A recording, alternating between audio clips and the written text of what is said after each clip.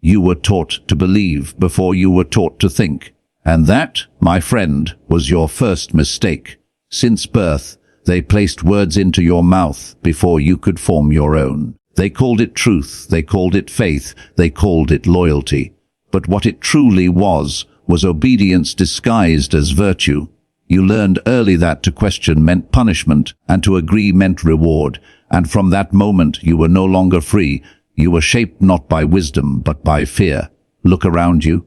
Every empire, every nation, every family, built upon layers of belief passed down like heirlooms of ignorance.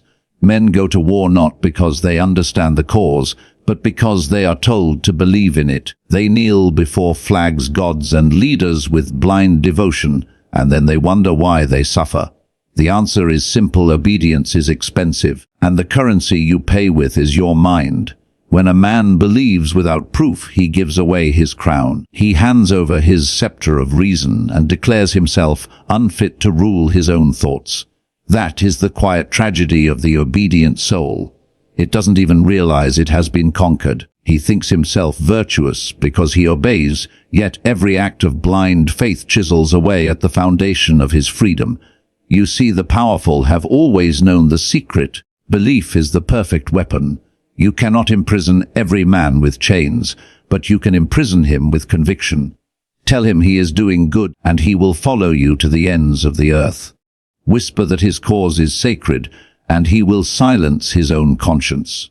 Convince him that doubt is sin, and you will never need to fear rebellion again. The clever ruler never commands directly, he plants faith in the soil of ignorance. And soon, the people will water it themselves with loyalty. They will protect the lie as if it were truth. They will defend their own shackles, polish them, even pass them proudly to their children. Such is the beauty of blind belief. It turns slaves into volunteers. Do you think obedience is peace? No, it is merely the absence of visible conflict. Underneath it festers. A society that does not question is like a man with a disease who refuses to see the physician. He calls his sickness faith, but it is merely fear with perfume on its breath. The cost of obedience is not paid in one moment. It is paid daily, quietly, in the erosion of thought, the dulling of courage, the death of individuality. Every tyrant in history was not born a monster. He was born an opportunist who understood this simple principle. People crave the illusion of certainty more than they desire the burden of truth. Offer them a simple belief, and they will kneel. Offer them a complicated truth, and they will crucify you for it. That is why rulers prefer believers over thinkers. The believer obeys, the thinker questions, the believer follows, the thinker leads. And tell me, which do you think the world rewards more, obedience or wisdom? They will call obedience loyalty, faith, patriotism. They will give it medals, hymns, and parades. They will call questioning rebellion, arrogance, blasphemy. They will call it dangerous, ungrateful, even evil. You see, societies are not destroyed by liars. They are destroyed by those who believe the lies without question. The most tragic thing about blind belief is that it gives the illusion of strength. You see the believer standing tall, shouting his creed, waving his flag, convinced that he is noble, but inside he trembles because his courage depends on the words of others. He cannot stand alone. Strip away his slogans, and you will find only confusion. That is the real cost, dependence on the mind of another. A man who obeys without question is a tool. A man who questions before obeying is a strategist. The difference between the two determines whether he becomes a ruler or a servant. Yet most would rather kneel than think. Thinking is dangerous. It forces you to confront your own ignorance. It shows you that what you worship may be hollow. It demands responsibility, and responsibility is the one burden most men flee from with devotion. You want to know why your world is filled with conflict, deception, and decay. It is because men follow orders they never examined. They praise leaders they never questioned. They uphold systems they never understood. Each generation inherits the blindness of the one before it and calls it tradition. And by the time they realize what they've lost, it is already too late. Their obedience has become their identity. Consider this: every belief, no matter how noble, must be tested against truth. If it cannot survive examination, it deserves to die. But most people fear this. They do not want truth, they want security. They cling to familiar lies because truth demands courage. It strips away the illusions that make life comfortable. Yet comfort is the cage that keeps you tame. And so the masses remain docile, mistaking obedience for morality. They are told what to think, and they think it. They are told who to hate, and they hate them. They are told what is good, and they never ask, according to whom. The shepherd never fears the obedient flock. He fears the one sheep that wanders off to see what lies beyond the hill. That sheep is dangerous because it threatens the illusion of safety that keeps the rest in line. The price of obedience is not paid in coin or blood. It is paid in silence. The silence of the citizen who knows the truth, but dares not speak it. The silence of the soldier who questions the war, but marches anyway. The silence of the thinker who hides his thoughts to survive among fools. Each silence is a brick in the wall of tyranny, built not by tyrants alone, but by the obedient who stand idle while truth suffocates. And yet, people call this peace. They call it order. They call it civilization. But tell me, what civilization can truly endure when its people refuse to see? What greatness can be born from obedience without understanding? None. Obedience without thought breeds only decay. Decay of courage, decay of integrity, decay of nations. The shocking cost of blind belief is not only that you are ruled by others, it is that you lose the power to rule yourself. For when you surrender your reason to another man's doctrine, you become a vessel for his ambition. You speak his words, fight his wars, and die for his ideals, believing them your own. And by the time you realize the deception, you will find that you have lived a stranger's life, not your own. So when you hear the crowd chanting in unison, when you see the masses kneel before an untested idea, ask yourself, what price are they paying to belong? What truth have they sacrificed for comfort? What freedom have they sold for the illusion of certainty? The answer, my friend, is everything. You wish to hear truth. Then first you must be willing to bleed for it. Most men are not. They crave the lie because it warms them like fire in winter, even if that fire consumes them in the end. They fear the cold air of truth, the silence that follows when their illusions are stripped away. But I am not here to soothe you. I am here to show you the cost of comfort, the empire built on blind belief, and the ruin it hides beneath its marble floors. In my time, I watched kings fall, priests rise, and republics crumble under the weight of their own pious ignorance. I saw men who called themselves righteous become tyrants in disguise, and I learned that human nature has not changed. It merely found new masks to wear. Whether draped in religion, politics, or virtue, man remains the same creature, fearful, vain, desperate for certainty.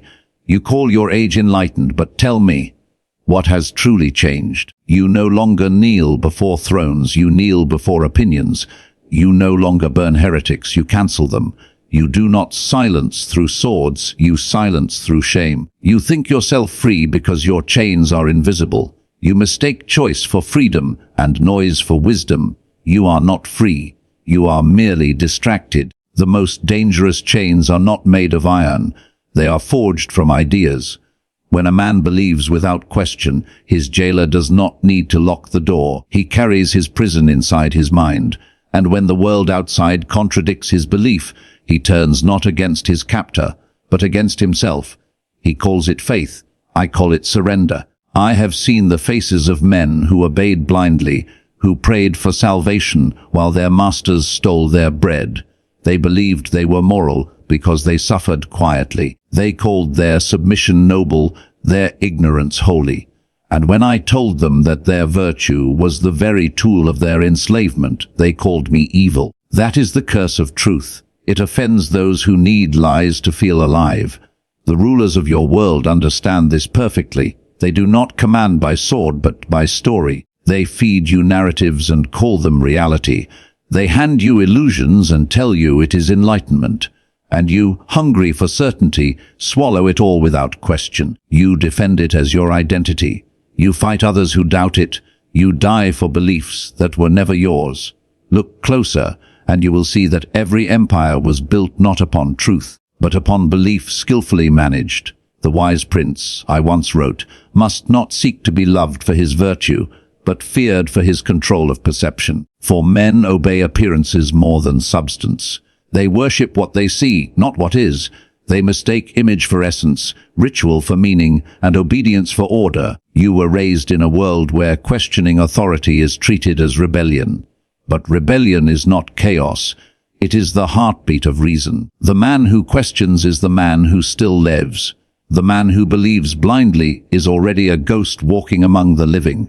They will tell you to trust, to have faith, to follow the path laid before you. But tell me, whose path is it? Whose hands drew it? Whose voice whispered that obedience is virtue? The one who benefits from your blindness, of course. The shepherd teaches the flock to trust because the flock's trust ensures his feast. And when one sheep dares to see beyond the fence, he is called wicked, ungrateful, mad. The truth seeker is always the enemy of the comfortable. When I wrote The Prince, I did not teach cruelty. I taught clarity. I did not teach deceit. I revealed how the world already runs on it. But men do not want mirrors, they want masks. They prefer stories that flatter their delusions, not words that expose their fragility. They call me manipulative because I showed them that manipulation rules the world. They call me dark because I refuse to worship their light. You call it faith, I call it fear. You call it morality, I call it conditioning. You call it loyalty, I call it dependence. Every word of virtue, when wielded by those in power, becomes a leash. And yet people wear it proudly, mistaking their bondage for belonging. The obedient soul finds comfort in being told what is good, what is true, what is allowed. For to decide these things himself would mean facing the vast terror of freedom. Men will die defending their beliefs, not because those beliefs are true, but because they cannot bear to admit they were deceived.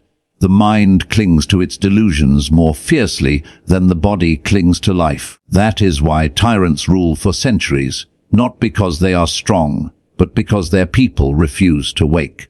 You live in an age of infinite knowledge, yet infinite blindness. You have turned information into an idol. You believe that access to truth means possession of it. But truth does not live in abundance. It lives in silence, in solitude, in the brutal discipline of doubt. And few today have the patience for that. They want easy answers, quick certainties, fast salvation. They drink poison as long as it is sweet. I have studied kings who wore crowns of gold and peasants who wore crowns of faith. Both were slaves to their illusions. Both believed their suffering meant they were chosen. Both feared questioning because it might make their lives meaningless. But I tell you this, it is better to face a meaningless truth than to live a meaningful lie. For the lie demands your soul, while the truth only demands your courage. In your time, blind belief is not confined to temples or thrones. It lives in the hearts of ordinary men. It hides behind every slogan, every cause, every flag. You think you have escaped the superstitions of the past, yet you simply gave them new names. You pray not to gods, but to ideologies. You worship not saints, but influencers. You do not confess in churches, but in comment sections. Your rituals have changed, but your nature has not. And this, perhaps, is the greatest illusion of all, that progress has freed you. Progress does not free the mind that refuses to think. No matter how civilized your tools, you remain a servant to your own need for belonging. You build new altars every century and still kneel before them, hoping they will give you meaning. I too once believed in ideals. I believed that truth could guide men. But the older I grew, the more I saw that men are not guided by truth. They are governed by belief. Truth is cold, complex, uncertain. Belief is warm, simple, absolute. And the rulers of the earth know that men would rather die in warmth than live in uncertainty. So they give you warmth. They give you meaning. They give you something to bow to. And you accept, not because you are evil, but because you are afraid of emptiness, because to stand alone in the wilderness of thought feels unbearable. But it is only in that wilderness that freedom is born. When I speak to you now, I do not ask for belief. I ask for awareness, to see the mechanism behind the mask, to recognize that the system thrives on your obedience, To understand that those who sell you certainty are selling you submission, and to know that the price of seeing clearly is loneliness, but the reward is sovereignty. Because when you awaken, you will realize that the chains were never locked. You only believed they were. Men do not love truth. They claim they do, they swear by it, they decorate their speeches and scriptures with its name, but it is a mask they wear when it suits their image. In reality, men love comfort. They will sacrifice truth upon the altar of ease the moment it demands courage, for truth is sharp, merciless, and heavy to bear. Comfort is warm, forgiving, and blind. Between the two, man always chooses blindness with a smile. It amuses me to watch how easily people build altars to their own illusions. They worship certainty because uncertainty makes them tremble. They would rather live with a pleasant lie than face the agony of knowing they have been deceived. They invent gods to avoid responsibility, leaders to avoid thinking, and slogans to avoid reflection.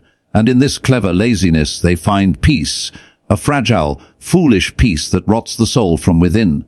When I look at the world, I see not evil men, but weak ones. Weakness disguised as morality, cowardice paraded as faith. They call themselves righteous because they do not see their own fear. They cling to belief as a drunkard clings to his bottle, mistaking dependency for devotion. Their beliefs are not chosen. They are inherited, absorbed, swallowed whole without taste or thought. And when someone dares to question them, they hiss like beasts cornered by the light. Do you think belief itself is evil? No. Belief, when born of understanding, can be the seed of power. But belief without examination is poison. It dulls the edge of the mind, sedates the will, and convinces the fool that he is wise. When a man stops asking, why, he begins to decay, no matter how righteous he feels. His conviction becomes his coffin, beautifully carved, lined with moral certainty, sealed with ignorance. I have seen how rulers exploit this sickness. They understand that comfort governs better than terror. Give the masses a comforting illusion, and they will police themselves. They will praise their masters, defend their own servitude, even turn against those who threaten to free them. All tyrants learn this secret early. Control does not come from fear alone. It comes from making the people want their chains. You think your beliefs are yours. They are not. They were chosen for you long before you learned to speak. You inherited them from your parents, your teachers, your society, all repeating the same songs without knowing who composed them. They taught you what to call good, what to call evil, and you obeyed because questioning meant exile. But exile, my friend, is the first step toward sovereignty. Only the outcast can see the walls of the prison for what they are. The comfort of belief is seductive because it gives purpose without effort. It tells you who you are, what you must do, whom you must hate. It paints the world in black and white, sparing you the torment of uncertainty.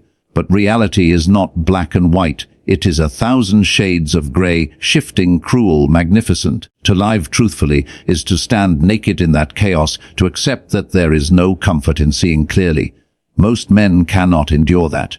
They crave order, even if it's false. They bow before dogma, political or divine, because it spares them from thinking.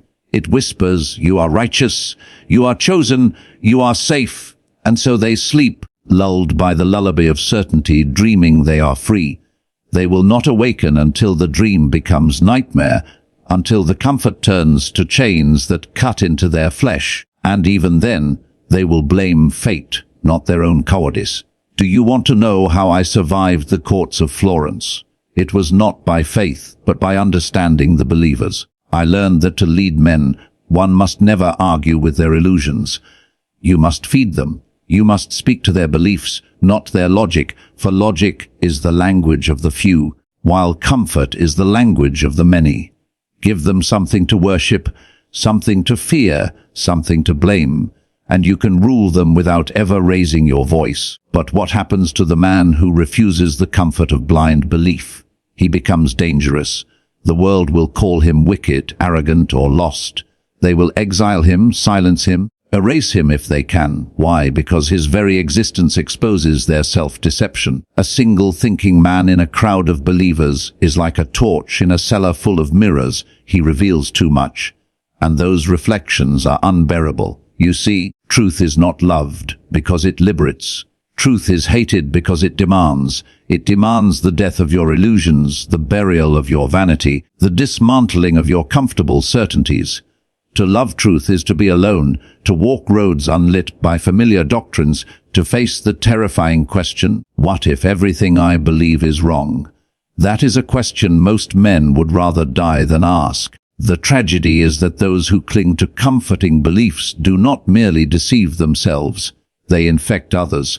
They raise their children within the same lies, teaching obedience as virtue and fear as wisdom. They build societies where doubt is punished and conformity is praised, and then they call it civilization. But I tell you, civilization is not built by believers. It is built by doubters, by skeptics, by those who dared to defy the comfortable lies of their time. In every age, it is the same pattern. The thinker arrives armed with truth, and the believers cry heresy. They burn him, crucify him, exile him, and then, centuries later, build temples in his name. They rewrite history to make themselves appear wise, to erase the shame of their blindness. Humanity, it seems, cannot love truth in its living form. It can only love it after it is safely dead. The seduction of blind faith lies in its simplicity. It tells you that all your suffering has meaning, that all your fears have purpose, that someone, some God, some leader, some system, is watching over you. And so you surrender your will in exchange for comfort. But comfort is the enemy of greatness.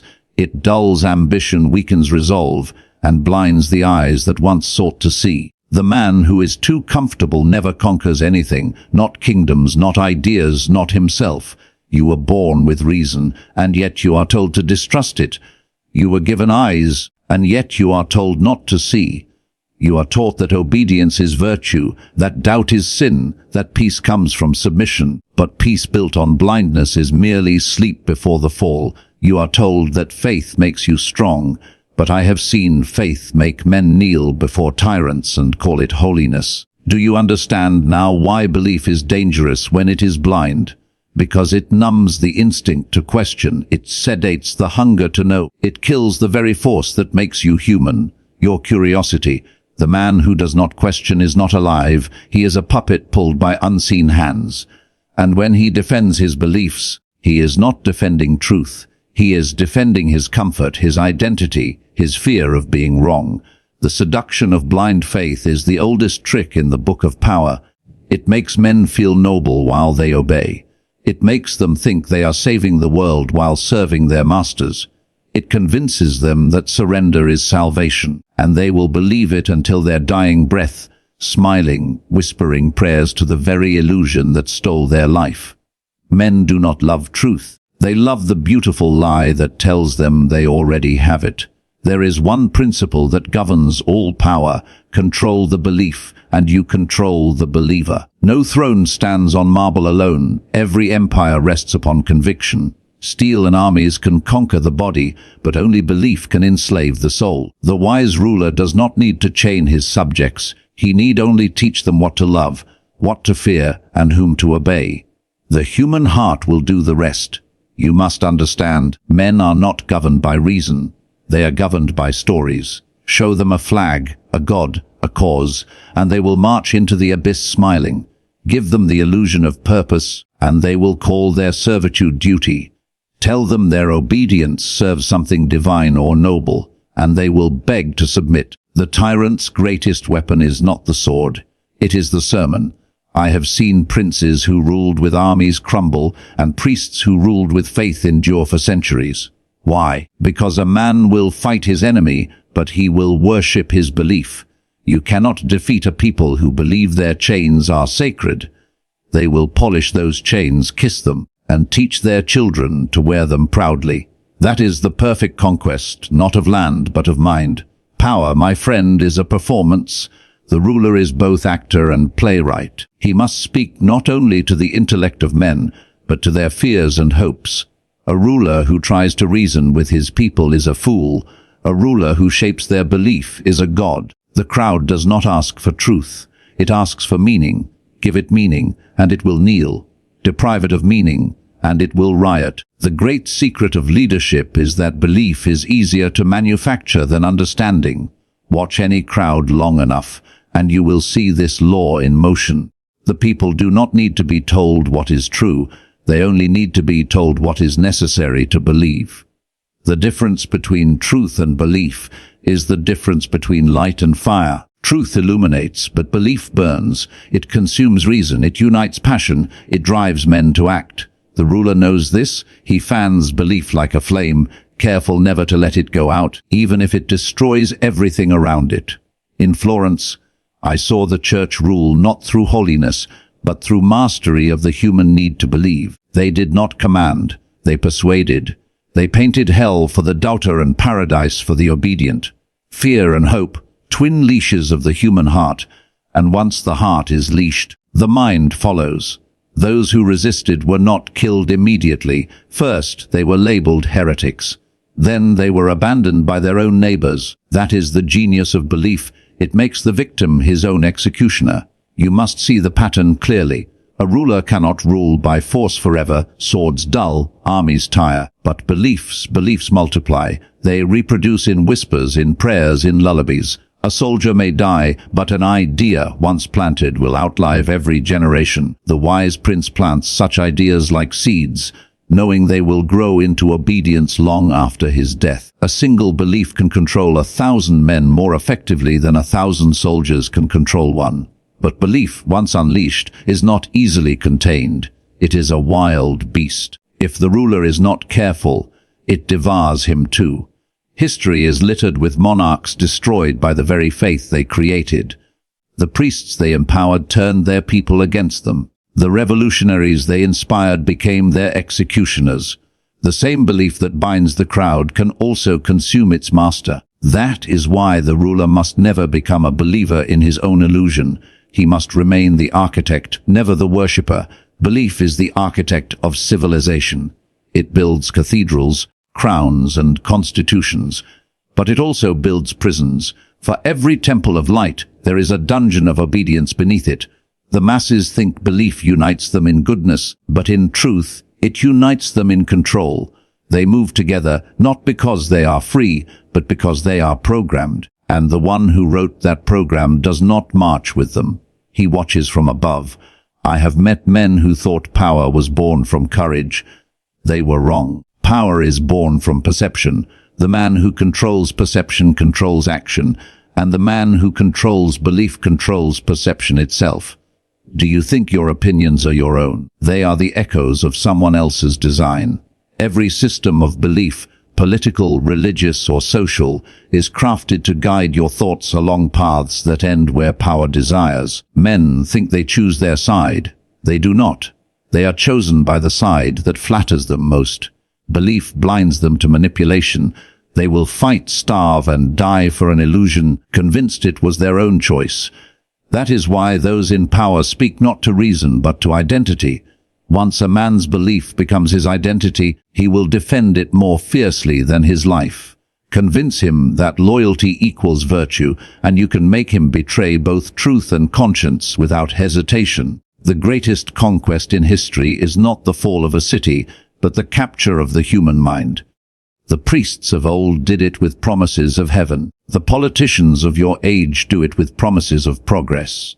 Different language, same design. They feed belief like wine to the masses until they are drunk with devotion. And the drunk man does not question. He only cheers, prays, and obeys. When I say control the belief, understand that I do not mean merely to lie. Lies are fragile. They demand maintenance. But belief can endure without proof. It becomes self-sustaining. Once belief takes root, the believer himself becomes its defender, its missionary, its soldier. The ruler no longer needs to command. The people command themselves. They punish the doubter, silence the thinker, protect the illusion. The ruler becomes invisible, his power hidden behind the voluntary blindness of the faithful. It is not cruelty that keeps societies in order. It is conviction. Cruelty breaks bones, conviction breaks minds, and minds, once broken, rebuild themselves in the image of their master. The tyrant's cruelty dies with his reign, his belief outlives him, passed on through rituals, education, and culture. That is why a tyrant's greatest legacy is not his army, but his doctrine. But there is another side to this truth. Those who learn to see belief for what it is can never be ruled the same way again. They become unpredictable, dangerous. They cannot be bought by comfort, nor threatened by fear. To them, authority is only as sacred as the truth that supports it. That is why every ruler fears the thinker, the man who refuses to believe without understanding. The thinker cannot be led by illusion. He must be destroyed or silenced before others catch his disease of clarity. Still, even the thinker must tread carefully, for belief is not only a weapon, it is a necessity. No man can live without some kind of faith, but the wise man chooses his belief as a king chooses his weapon, carefully, strategically, never blindly. He uses belief. He is not used by it. That is the difference between mastery and servitude, between ruler and ruled, between those who write history and those who are written into it. Power does not require faith, it requires understanding, and those who understand the anatomy of belief will always command those who do not. Those who shout the loudest of virtue are often the ones most in love with sin. They parade righteousness like armor, yet beneath it lies ambition, envy, and deceit. I have walked among the so-called pure, the priests, the moralists, the idealists, and I tell you this, their hands are never clean. Their purity is theater, their devotion a disguise, and their words a form of currency. They trade in morality the way merchants trade in gold, and the fools, desperate for meaning, pay them gladly. Blind belief disguises ambition under the cloak of virtue. It allows men to commit cruelty with a clean conscience. When a man believes that his actions serve something sacred, there is no limit to his evil. He becomes both executioner and priest, convinced that his blade delivers justice. That is the most dangerous kind of man, not the wicked, but the righteous who cannot see his own corruption. The wicked knows he sins, the righteous believes he serves. In every court I have studied, in every republic I have observed, virtue is used as a banner to conceal the appetite for power. Men speak of justice only when they are denied it. They cry for equality only when they stand below it. But once they rise, once fortune crowns them, their virtue becomes selective, their compassion conditional. They preach morality to the weak while indulging their own vices in private, and the people, blinded by belief, worship them still. There is no greater mask for ambition than moral purity. The one who appears virtuous gains trust, and trust, my friend, is the cheapest way to rule. You need no army when people believe your heart is holy. They will open their gates, their coffers, and even their souls to you. That is why every cunning ruler presents himself not as powerful but as good. He must appear humble in speech, generous in spirit, merciful in image. But mercy in his hands is not kindness, it is strategy. You see, men want to believe in goodness more than they want to practice it. It spares them from responsibility. They prefer to admire virtue from afar rather than build it within themselves. The ruler understands this weakness. He becomes the embodiment of what they wish to be. They call him noble, selfless, chosen by destiny, and in their worship they surrender judgment. That is when virtue becomes a tool of domination. I have seen entire cities fall under the rule of the righteous. They promised purity, they promised justice, they promised a moral dawn. And when they came to power, they built gallows in the name of virtue. They purged the wicked, silenced the thinkers, burned the questioners. The blood that flowed was not called murder, it was called cleansing. This is the great hypocrisy of belief. When evil is done under the name of good, the people applaud. Do you know why the masses trust the virtuous more than the wise? Because virtue flatters their emotion, while wisdom insults it. Wisdom forces a man to see the gray between his black and white.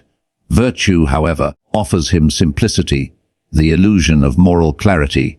It tells him, you are good because you believe, and belief, as I have told you before, is the perfect narcotic. It spares man from thinking, and in that sedation he becomes obedient.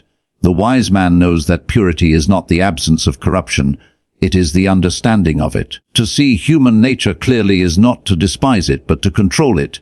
Yet the moralist, blinded by his own reflection, denies what he is.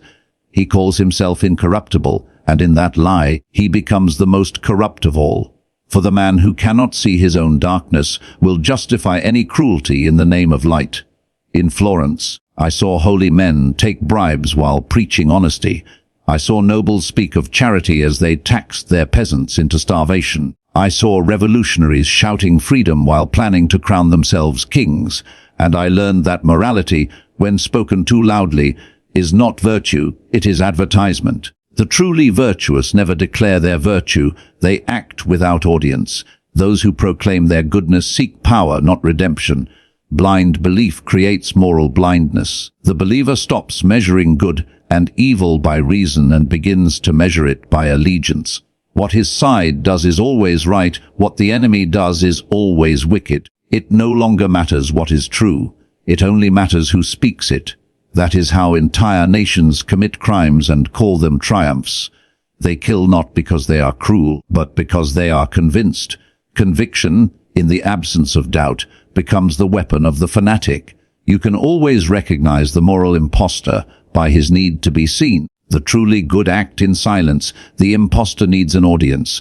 He needs applause to reassure himself that his mask has not slipped. And when his virtue is questioned, he will not respond with reason. He will respond with outrage. Outrage, you see, is the last refuge of the false saint. It is how he defends his illusion when logic threatens to expose it. I tell you this not to condemn morality, but to expose its use as camouflage. Morality, in its purest form, is rare, a disciplined, a mirror to one's flaws. But when mixed with blind belief, it becomes corruption, sanctified. It turns men into judges and executioners, dividing the world into saints and sinners, believers and infidels, patriots and traitors. Once that line is drawn, empathy dies and cruelty becomes duty. Men speak often of saving the world. But the world does not need saving, it needs seeing. Those who set out to save it usually seek to reshape it in their own image. And when the world resists, as it always does, they destroy what they cannot convert. They call their destruction divine order, their intolerance justice, their violence redemption. And the crowd, drunk on belief, calls it glory. You think the modern world has escaped this. You think your age is free from such masks. Look closer. You will see the same pattern. Politicians, activists, clerics, all cloaked in moral fervor, all claiming to stand for truth, justice, humanity.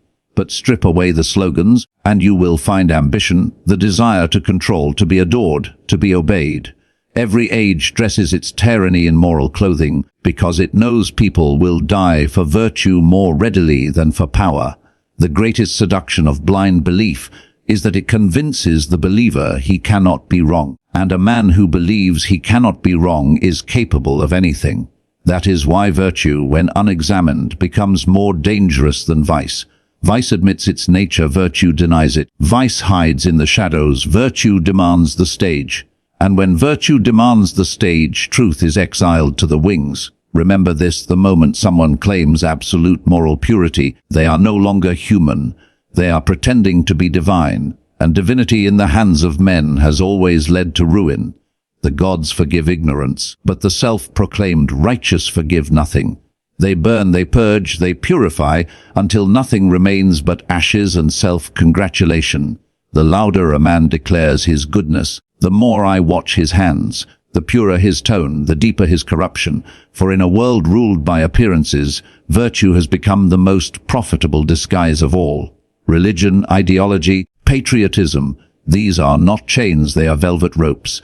Soft to the touch, pleasing to the eyes, and yet they lead men willingly into their own confinement. The genius of power is not to enslave by force, but to persuade by faith.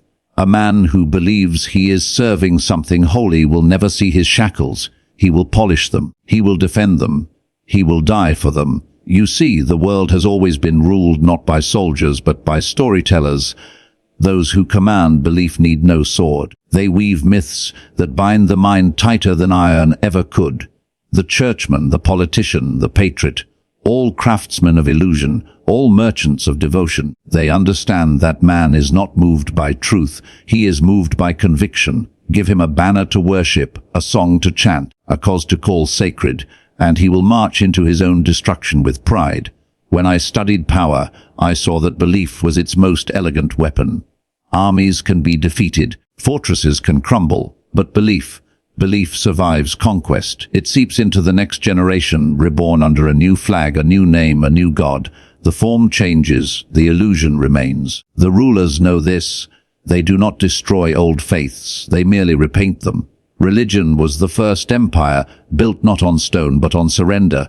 It taught men to fear the invisible, to obey the unseen, to find comfort in submission. Later came ideologies, new gods for modern minds. Men replaced the divine with the political, the altar with the podium, the priest with the propagandist. The rituals changed, but the obedience did not. They still knelt, they still followed. Only the name of their master was different. The brilliance of illusion lies in its ability to make slavery look noble. The believer imagines himself a hero, a patriot, a servant of higher truth. He is told that his suffering has meaning, his sacrifice purpose. He bleeds with a smile, never noticing whose hands are guiding the blade. The rulers promise paradise, utopia, liberty, but deliver only control. And when the dream collapses, they invent a new one. Men are too eager to believe to remain free for long. Power, I learned, does not need to hide behind cruelty when it can hide behind virtue. It does not need to force loyalty when it can manufacture belonging.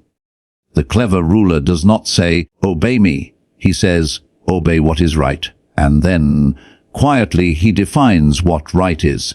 That is the most efficient tyranny, one where the people police themselves, out of faith, out of love, out of fear of being impure. Watch closely how men use noble words to conceal ignoble designs. They will speak of justice, but what they seek is advantage. They will cry for unity, but what they crave is submission. They will promise peace, but only once their enemies have been silenced. Such is the pattern of power, always draped in idealism, always justified by belief. Do you think the rulers of Florence, Rome, or your modern republics differ? No. They all understand the psychology of devotion. They feed the people narratives of greatness, belonging, and destiny. They speak of the homeland, the cause, the people, the movement. But these are not truths, they are spells. Words designed to seduce emotion and paralyze reason. Once the people begin to chant them, they can no longer hear themselves think. The most obedient servant is not the one forced to kneel. It is the one who believes kneeling is an honor. And so the rulers do not rule by decree, they rule by story. They build temples of ideology, cathedrals of propaganda, monuments of patriotism. Inside them, the people worship illusions carved from their own hopes. The crowd mistakes its devotion for freedom, its fanaticism for virtue, its obedience for strength. Every age creates its idols. Some are carved from marble, others from words, others from flags. And every idol demands a sacrifice. In the ancient world, men offered lambs and gold. Today they offer time, reason, and conscience. The altar remains the same. It is simply disguised as progress. The faithful are told they are enlightened, while they repeat the same chants their ancestors once whispered in temples. Do not think belief is the enemy of power. It is its foundation. The ruler who tries to rule through fear alone will not last. Fear weakens over time, but belief grows stronger with repetition. The people must believe they are part of something larger, something pure. They must think their obedience is voluntary, their servitude sacred. And so long as they believe this, they will defend their captors as if defending themselves. The great illusion of modernity is that men believe they have freed themselves from gods, yet they still worship. Only now their gods are slogans, ideologies, markets, identities. The altars are glowing screens, the sermons delivered by voices that tell them what to feel, who to hate, who to follow. The method has evolved, but the essence is unchanged. The believer still kneels. The master still smiles. There is a reason rulers fear philosophers more than rebels. The rebel fights the man. The philosopher fights the myth. The rebel can be killed. The myth can be exposed. Once a man begins to see that his sacred symbols are tools, his masters lose their spell over him. That is why power demands not understanding but loyalty. It rewards those who repeat and punishes those who question. In my time I watched kings bow before priests, pretending humility, yet knowing that both served the same goal: control. The priest ruled the soul, the king ruled the body. Together they created harmony, the harmony of obedience. In your world it is no different. The actors have changed, the costumes modernized, but the script remains the same. Power and belief still dance hand in hand, each pretending to serve the other, while both feed on the believer. Men love their illusions because illusions give them identity. To strip away a man's belief is to strip away his comfort. He will resist truth more fiercely than he resists tyranny. Tell him he is deceived, and he will call you the deceiver. Tell him he is a slave, and he will call you mad. That is the tragedy of the believer. He defends the very system that keeps him in chains. Every ruler, every demagogue, every empire builder has understood this secret. They did not conquer minds, they colonized meaning. They replaced questioning with worship, reasoning with ritual. The people, satisfied with symbols, never noticed the bars around their thoughts. And when they did, it was too late. They had already learned to love their prison. Power, when refined, does not need to dominate. It only needs to be believed in. Once the people believe in its virtue, they will maintain it themselves. They will silence dissent, punish heresy, enforce the rules of the illusion. They will become both slave and master, both victim and warden. And the rulers unseen will rest easy, knowing that the fortress of belief requires no guards. The greatest rulers in history understood this truth. It is better to be worshipped than to be feared. Fear creates rebels, belief creates disciples. And disciples do not revolt, they evangelize. They carry the illusion farther than any army ever could. They spread it to their children, to their schools, to their graves. In this way, power achieves immortality, not through violence, but through faith. Look around you now. Every voice that promises salvation, every banner that demands devotion, every leader who claims moral clarity, they all drink from the same ancient well. They offer purpose to the lost, certainty to the confused, identity to the fearful. And in exchange, they take the one thing no tyrant could ever seize by force, the freedom of the human mind. Every blind belief demands tribute. You may not see the payment, but it is taken all the same, piece by piece, thought by thought, until the treasury of your reason is empty. You will not feel the theft at first. In fact, it will feel like devotion, like belonging, like certainty. But over time, you will find yourself poorer, not in coin, but in clarity. The longer you pay this tribute, the poorer your mind becomes, until all that remains is obedience, polished to look like faith. Man does not notice the cost of ignorance, because it is deducted in silence. It does not come with thunder, it comes with comfort. To believe blindly is to rent your soul to another's idea, to surrender the privilege of thought in exchange for the illusion of peace. Every belief you refuse to question grows roots in your mind, until you mistake the cage for your foundation. And when the day comes that truth knocks upon your gate, you will defend your chains as if defending your honor. You think the ignorant are free because they laugh, pray, march, vote, and love. But observe them closely. Their laughter is rehearsed, their prayers inherited, their choices pre-written.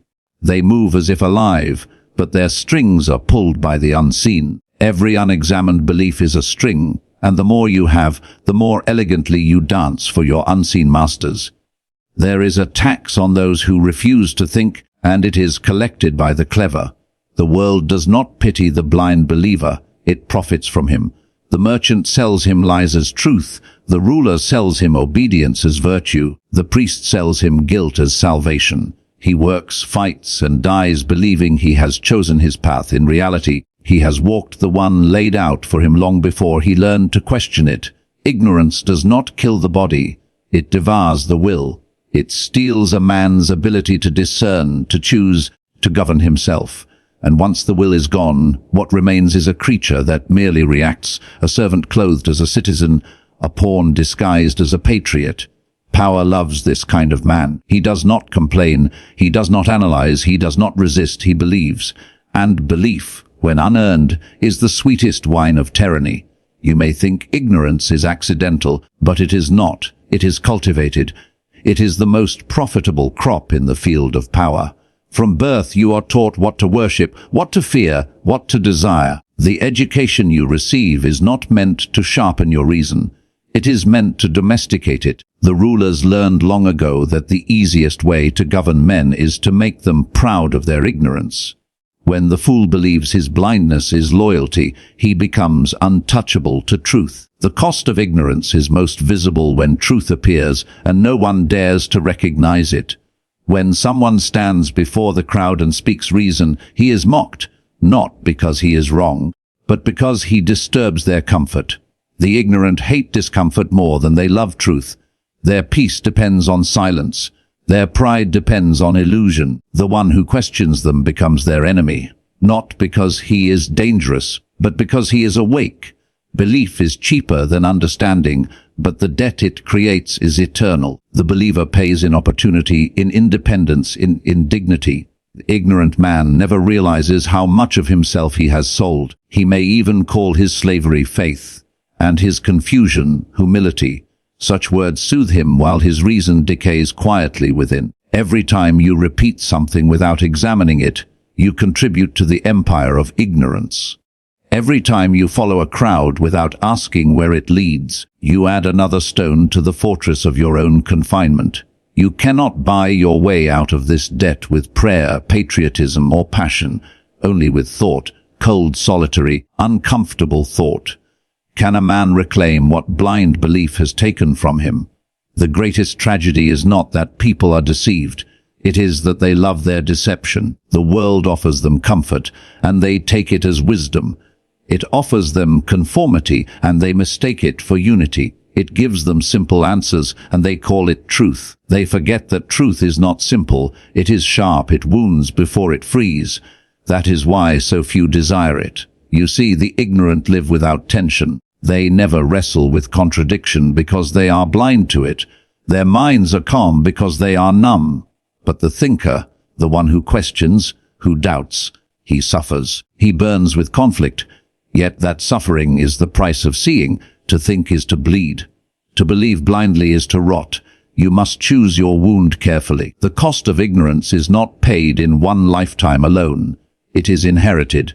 Each generation passes down its illusions like an heirloom, proud of its fragility, terrified of breaking it. The son inherits the father's superstition, the citizen inherits his nation's myth, and the believer inherits his ancestors' blindness.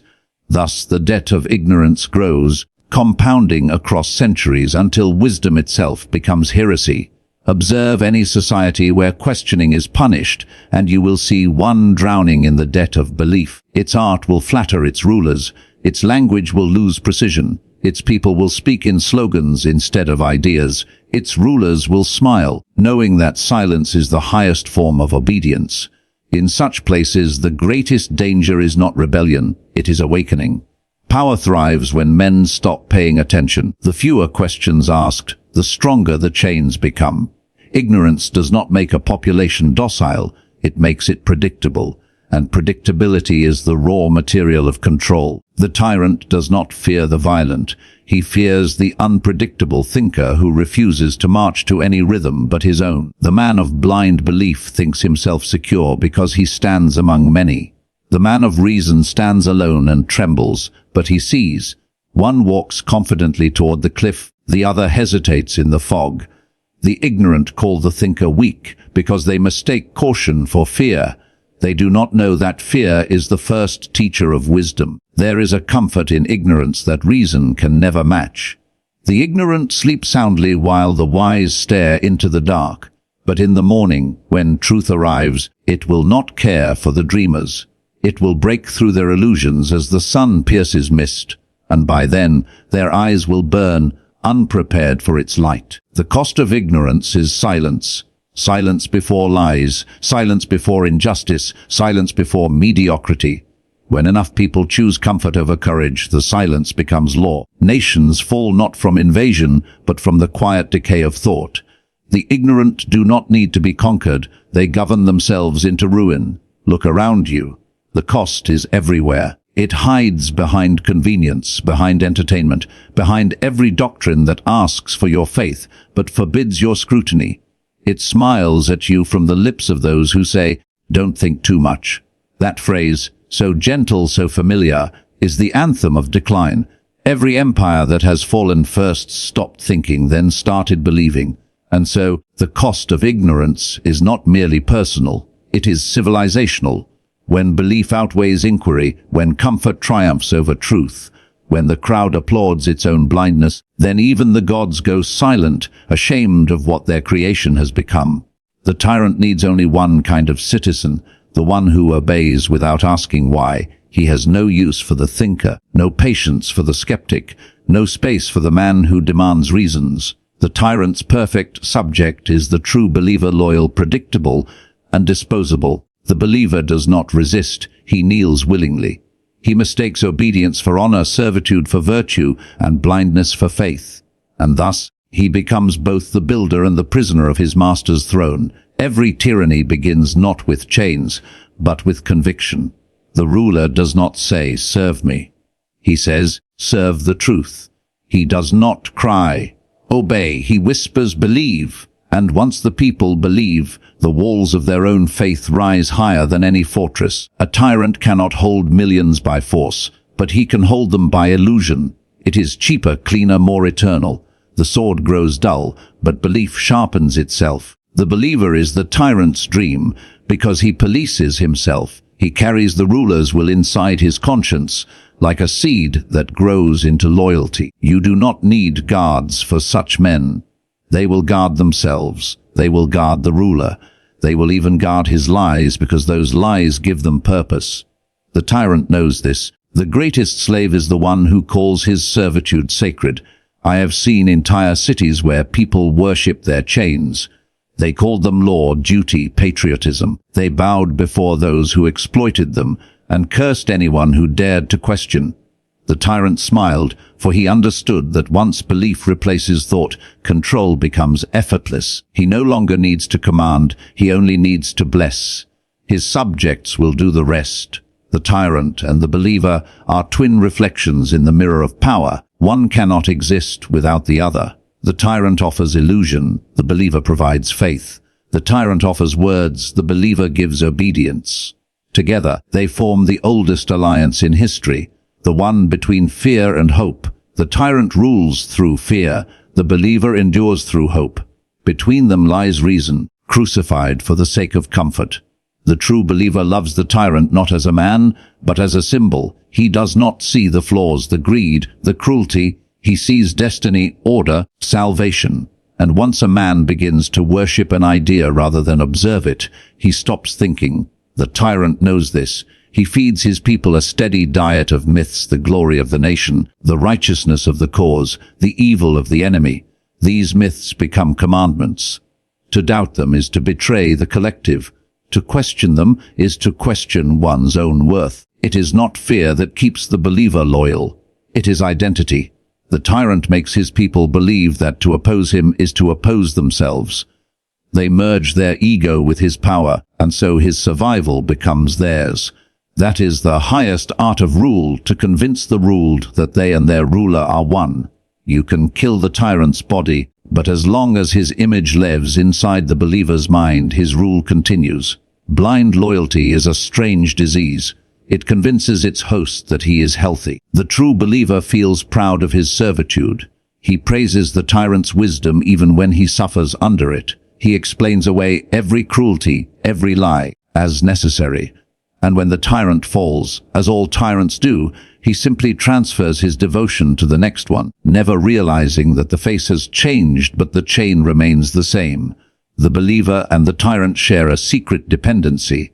The tyrant fears the day belief fades, because he knows his sword alone cannot hold what the mind releases. The believer, on the other hand, fears freedom. Freedom demands responsibility, and responsibility demands thought. To be free is to stand alone, to bear the weight of uncertainty. The believer would rather kneel under certainty than walk under doubt. And so he trades liberty for comfort, truth for belonging, dignity for security. I once said that it is better to be feared than loved, but only when love is false. The tyrant understands this well. He does not seek to be truly loved, he seeks to be worshipped. True love questions, challenges, demands honesty. Worship only obeys. The tyrant does not want companions. He wants followers. And followers, when blinded by devotion, will commit atrocities in his name and call them virtue. You may wonder, why do people give themselves to such rulers? Why do they not rise? The answer lies not in their weakness, but in their comfort. Belief spares them from the torment of doubt. To think critically is to be alone, to believe blindly is to belong. The crowd gives warmth, the banner gives meaning, the tyrant gives them both. And so, they choose illusion over isolation, loyalty over logic, comfort over courage. The tyrant's genius is his ability to appear necessary. He convinces the people that without him, chaos will devour them. He becomes both the poison and the antidote. The people, afraid of disorder, cling to their captor for safety. They do not see that the very hand that promises protection built the fear that enslaves them. Thus, the tyrant becomes immortal, not in body, but in cycle. Every fallen despot leaves behind millions of believers ready to crown the next one. The believer's mind is not empty. It is full of slogans, symbols, and sacred words. These fill the space where thought should dwell. He repeats them endlessly, like charms warding off the ghost of reason. The tyrant smiles, for he knows that as long as men speak in borrowed words, they will never speak in their own. A nation of believers is a chorus, not a dialogue, and a chorus cannot think. It can only sing. When you confront the believer, you do not face ignorance, you face devotion. Logic cannot pierce what faith has sealed. You may show him evidence, but he will call it deceit. You may show him cruelty, but he will call it necessity. You may show him hypocrisy, but he will call it wisdom. He will defend the tyrant's crimes as if defending his own soul, because in truth he is. The tyrant has woven his identity into theirs. The tragedy of the believer is that he mistakes submission for purpose. He thinks his obedience makes him righteous, that his suffering sanctifies his soul. He kneels before power, thinking he is serving justice. He praises the whip that strikes him, convinced it corrects him. He teaches his children the same, so that the next generation is born already kneeling. The tyrant does not fear rebellion from such men. He fears awakening. The moment a believer begins to ask why, the spell cracks. One question can unravel 100 lies. That is why tyrants despise philosophers more than armies. An army can be crushed, but a thought, it spreads.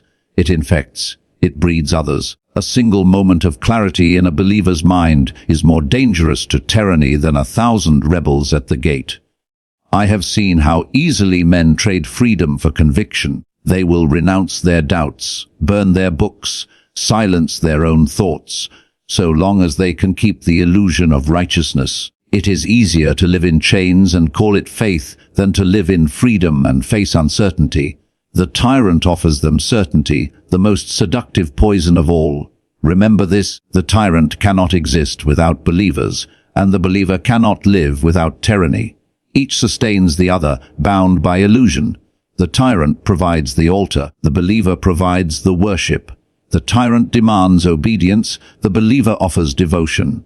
One feeds the other until both become indistinguishable, the ruler and the ruled, the deceiver and the deceived, the master and his most loyal slave.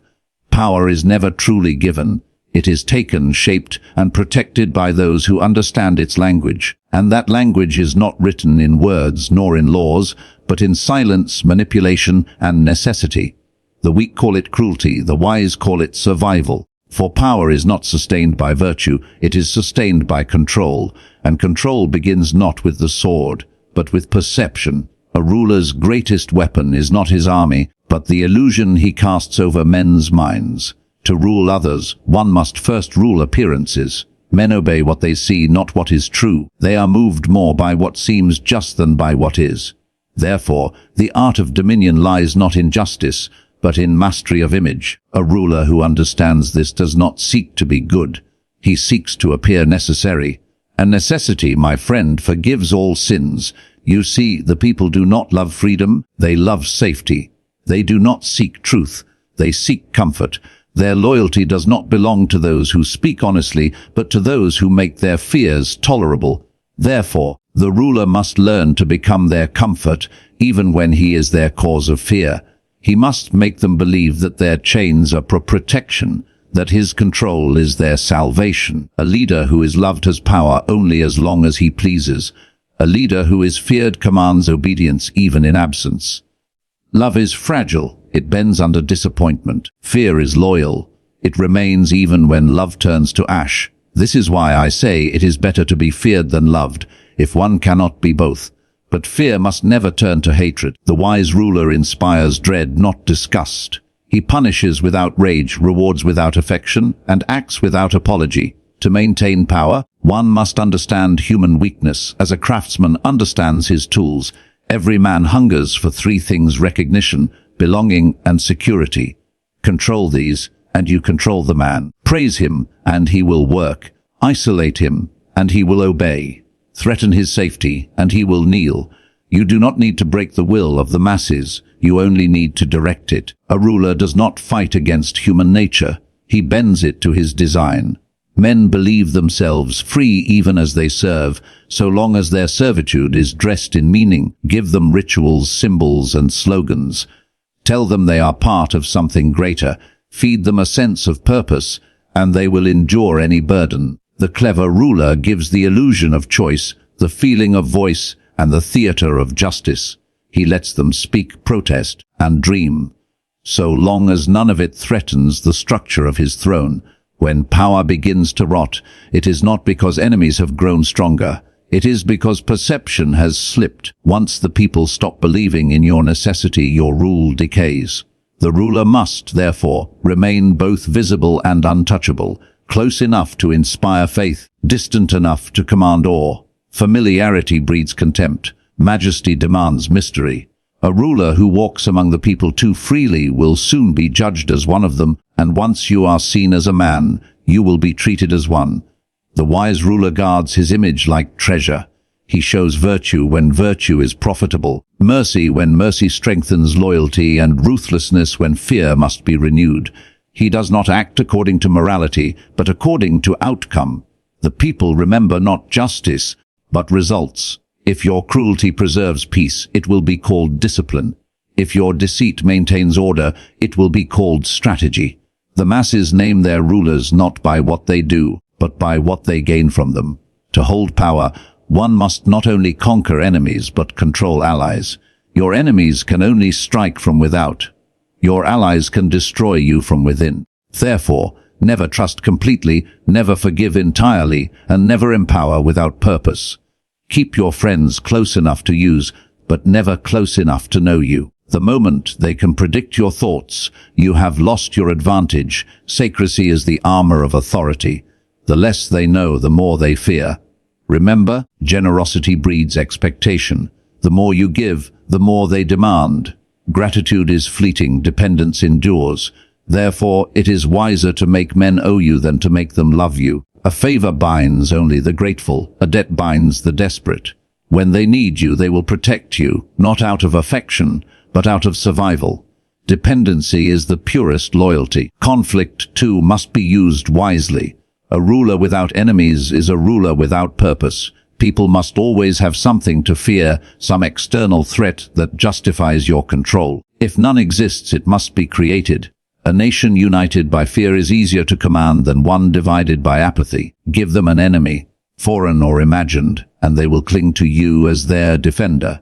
The tyrant who knows how to orchestrate fear never loses sleep. Deception, in politics, is not vice, it is language. Truth is rarely the most useful tool in the game of power. Men do not want truth, they want reassurance. The ruler must speak not what is real, but what sustains belief. Appear honest even when you manipulate, and your lies will sound like wisdom. The best deception is not spoken, it is lived. Let them see in your eyes the reflection of what they wish to believe. Discipline, too, is essential, not only over others, but over oneself. The ruler must master his impulses, conceal his emotions, and move as if guided by destiny. Anger reveals weakness, affection exposes need, hesitation invites betrayal. You must be as calm as the marble statue of a god, unmoved by flattery or insult alike. In this world, appearances of strength are strength itself. Power does not reward hesitation. It rewards decisiveness. The ruler who waits for certainty waits for his downfall. Fortune favors the bold not because boldness is moral, but because it terrifies the uncertain. A single act of audacity can restore faith, rekindle fear, or silence dissent. Indecision, however, spreads like rot. It whispers doubt into every follower's mind. Therefore, strike fast, strike clean, and let the shock of your action remind the world who holds command. But understand this: control does not mean chaos. The ruler who governs by fear alone builds a kingdom of ghosts. There must be rhythm to your rule, a balance between reward and punishment, between terror and trust. The people must always believe that your hand, though firm, is guided by reason. Too much cruelty, and they revolt. Too much mercy, and they forget to obey. The art of power lies not in domination, but in orchestration. Never reveal your full strength, even when victory is yours. Let them believe there is more to fear than they can see. The unknown commands more obedience than the visible. A ruler who hides his limits multiplies his legend. The moment they know where your power ends, they will begin to test it. Uncertainty, therefore, is your greatest ally. You must remember. Every kingdom, every empire, every organization, every mind you wish to rule obeys the same law. Perception dictates power. The people's faith in you is the fortress no army can breach, and their doubt is the crack no wall can mend. Therefore, guard their perception as one guards the throne itself. Power, once gained, is a living thing. It must be fed daily with illusion, discipline, and fear. It is not enough to seize it. One must deserve it, project it, and maintain it through the unending theater of control. The ruler who forgets this truth does not lose his crown in a day. He loses it in the silence of shifting eyes, in the soft murmur of disbelief, in the slow collapse of awe that once surrounded his name. There comes a moment when a man discovers that every chain placed upon him was, at some point, accepted by his own hand. The rulers may command, the priests may preach, and the people may conform, but in truth, no one is enslaved without first agreeing to it. Power, belief, obedience, all begin from within. The mind that governs itself can never be ruled, and the mind that depends on others for truth can never be free. This is where the birth of inner power begins, not in rebellion against others, but in the conquest of one's own illusions. Men are taught to seek strength in symbols. They wear crowns, carry crosses, march under flags, and think themselves powerful because they belong to something large. Yet these emblems are borrowed. They give the illusion of might, not the reality of it. True power begins when the need for such symbols ends. When a man no longer requires validation from the world loses its power over him. The throne he sits upon is his mind, and his crown is his discipline. Those who rule kingdoms understand this truth instinctively. They know that the most dangerous man is not the rebel shouting in the street, but the silent one who has conquered his own fear. The rebel can be silenced. The self-mastered cannot be manipulated. He listens to the world but is not directed by it.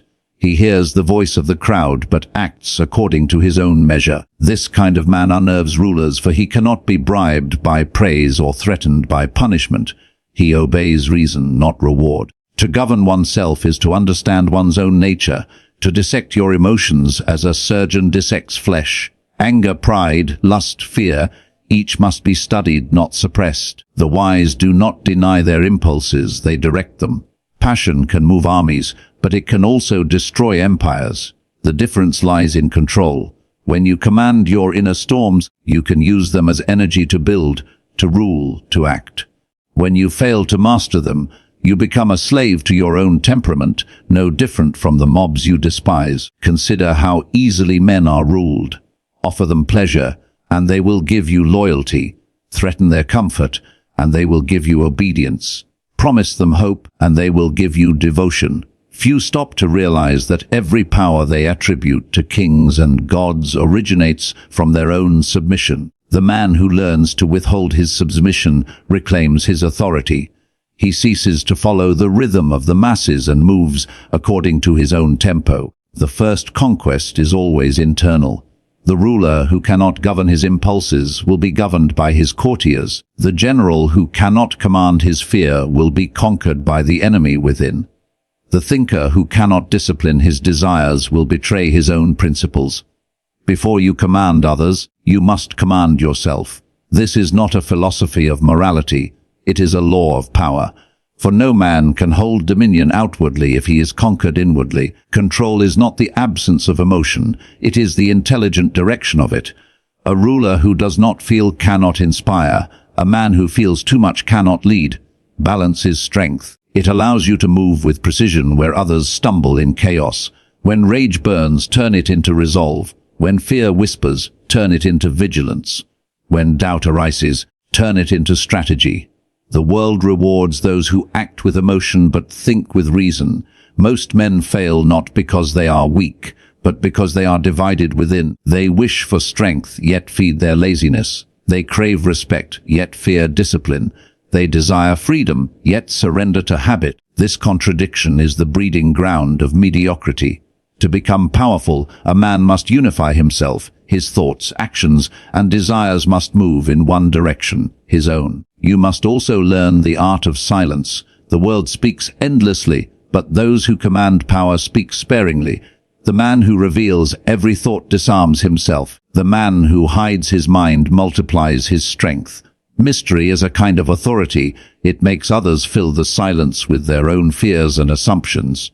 Speak only to achieve, not to express. The wise man lets his silence speak for him, for silence cannot be misquoted, and restraint cannot be defeated. Discipline, too, is the backbone of self-rule. Men mistake freedom for indulgence, yet indulgence is the swiftest path to enslavement. The man who cannot deny himself pleasure will soon find pleasure denying him purpose. The ruler of his appetites becomes the ruler of his destiny.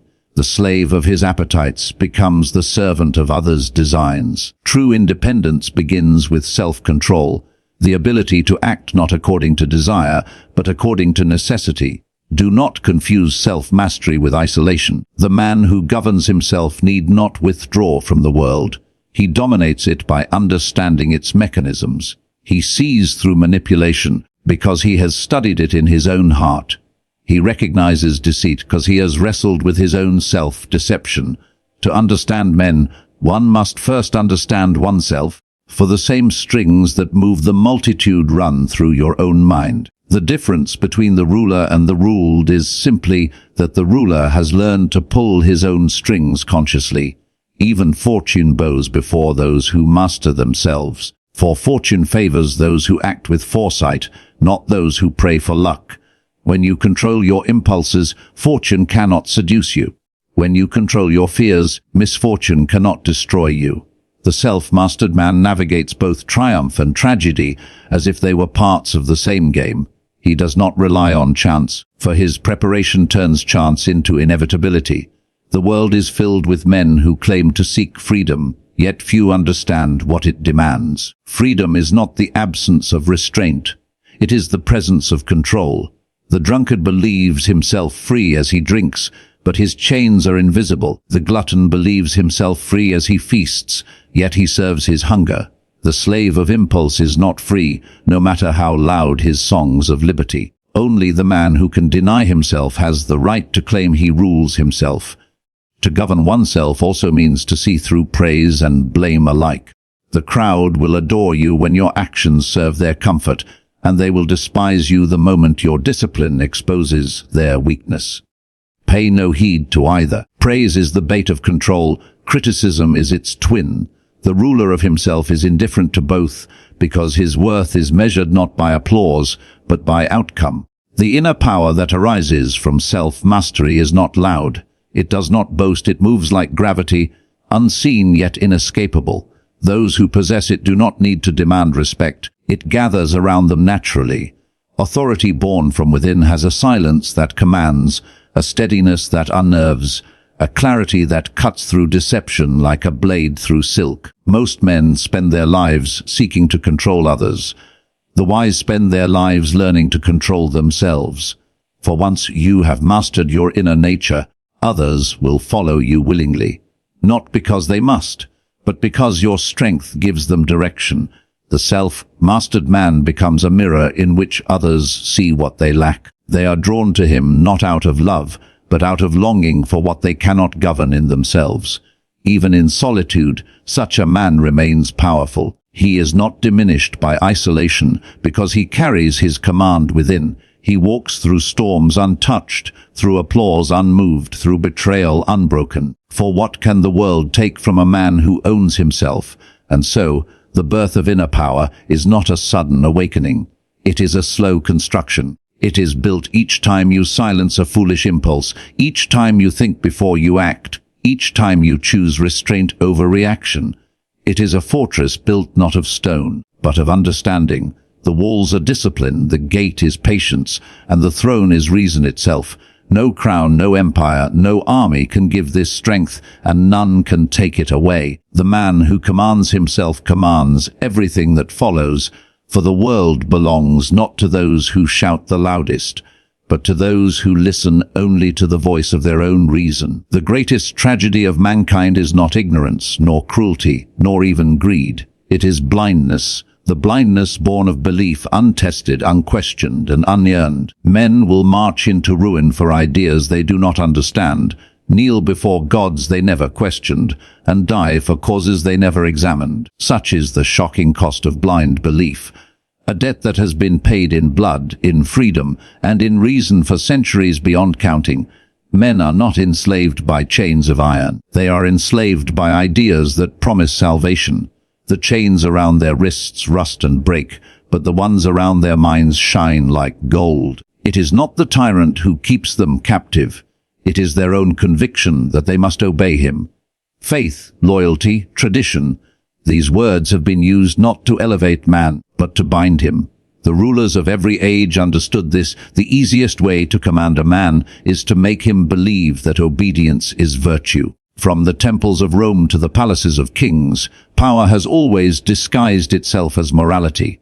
The priest tells you that doubt is sin, and the ruler tells you that dissent is treason. Between them, they build a cage so elegant that men call it order.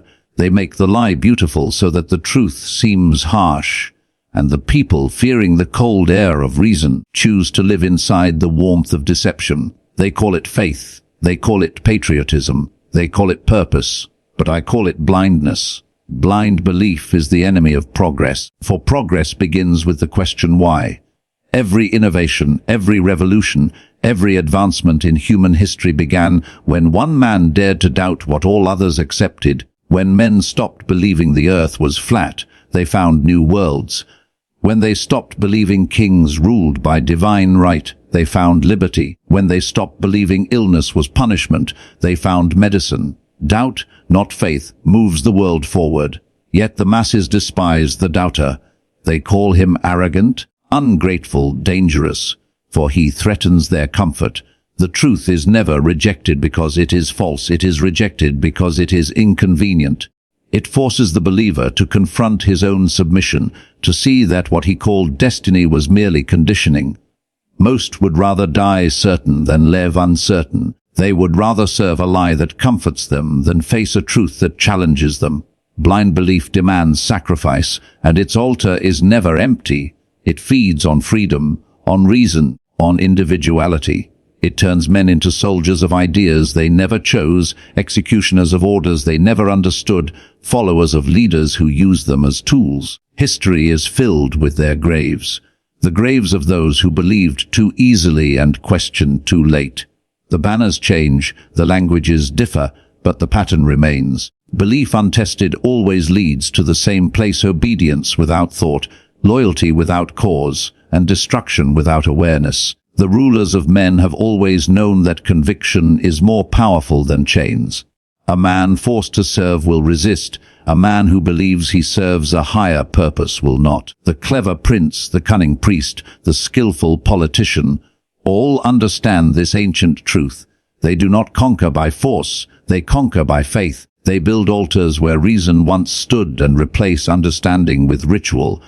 They do not demand your submission, they make you offer it. And you do, thinking it noble. But the price is heavy.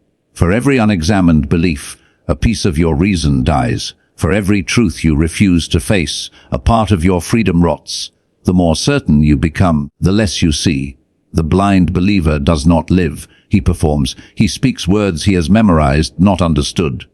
He fights wars whose origins he cannot explain. He condemns those who think differently, not because they are wrong, but because their difference exposes his own ignorance. You may think yourself immune to this, too wise, too educated, too modern. But blindness wears many masks. It no longer speaks from pulpits, it speaks from screens. It no longer wears robes and crowns, it wears flags, slogans, and causes. You are told what to think, what to feel, what to hate, what to love, all under the illusion that you have chosen it yourself. Blind belief has simply evolved. It no longer demands faith in gods, only faith in trends. And yet the cost remains the same, your independence. To see clearly is painful. The moment your eyes open, you lose the comfort of ignorance. You will no longer belong to the crowd, for clarity isolates. You will no longer be applauded, for the herd despises those who walk against its direction. But clarity gives something greater than belonging. It gives sovereignty. The man who sees the world as it is cannot be ruled as those who see it as they are told. His vision becomes his fortress, his doubt his sword. Understand this. Reason is not the enemy of belief, it is its purifier. To believe blindly is to surrender your intellect. To believe wisely is to shape your conviction through understanding. The mind is a tool meant for questioning, not worshipping. When you use it to examine what you believe, you give your faith the chance to become truth. When you refuse, you turn it into superstition. The danger of blind belief is not only that it enslaves you, it makes you an instrument of enslavement. Men who believe absolutely can justify anything. They burn cities in the name of justice, commit cruelty in the name of virtue, silence truth in the name of peace.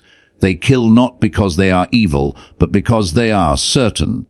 There is no weapon more destructive than a man convinced that his cause is holy.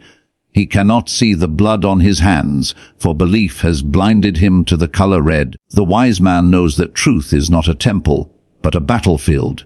Every principle, every ideal, every conviction must survive the fire of questioning. What emerges from that fire is worth keeping. What burns was never true. The mind that fears this process will always seek authority to think for it. And those who seek authority to think for them will always find masters willing to oblige. The liberation of reason is not achieved by shouting slogans or rejecting gods. It is achieved by reclaiming the right to think. It is the quiet rebellion of the individual who no longer kneels before inherited ideas. It is the moment you say, I will not believe because I am told. I will believe because I have seen. That moment is not grand or celebrated. It happens in silence, in solitude, where you finally face the uncomfortable mirror of your own understanding. The world may call you arrogant for this. It may call you lost, faithless, dangerous. But remember, every age that condemned the doubter later worshipped his discoveries.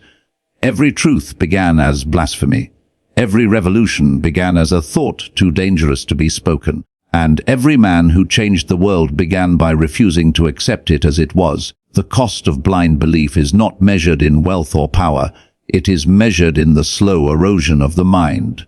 The moment you stop questioning, you begin decaying. The mind that no longer examines itself becomes a tomb, decorated by tradition and guarded by fear.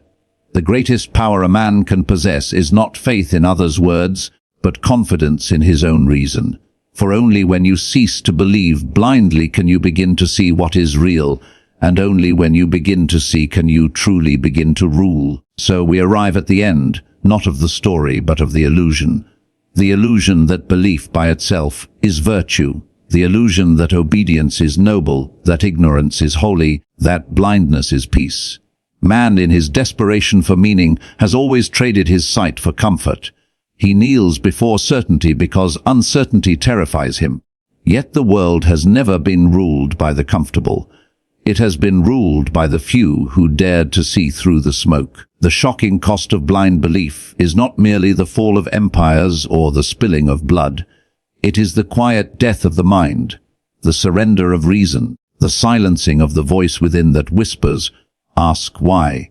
That is the true loss, the unseen tragedy that repeats itself across centuries, hidden beneath the banners of faith, patriotism, and progress. History does not pity the believer, it rewards the thinker.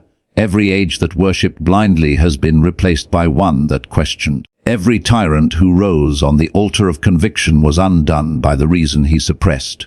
The lesson is cruel, but eternal belief without understanding is submission. Faith without thought is slavery. The wise do not reject belief, they discipline it. They forge it in the fire of reason until what remains is unbreakable. For true belief is not the absence of doubt, it is the victory over it. It is the moment when a man says, "I see clearly, and still I choose." That is power, not the borrowed strength of the masses, but the sovereignty of a mind that belongs to itself.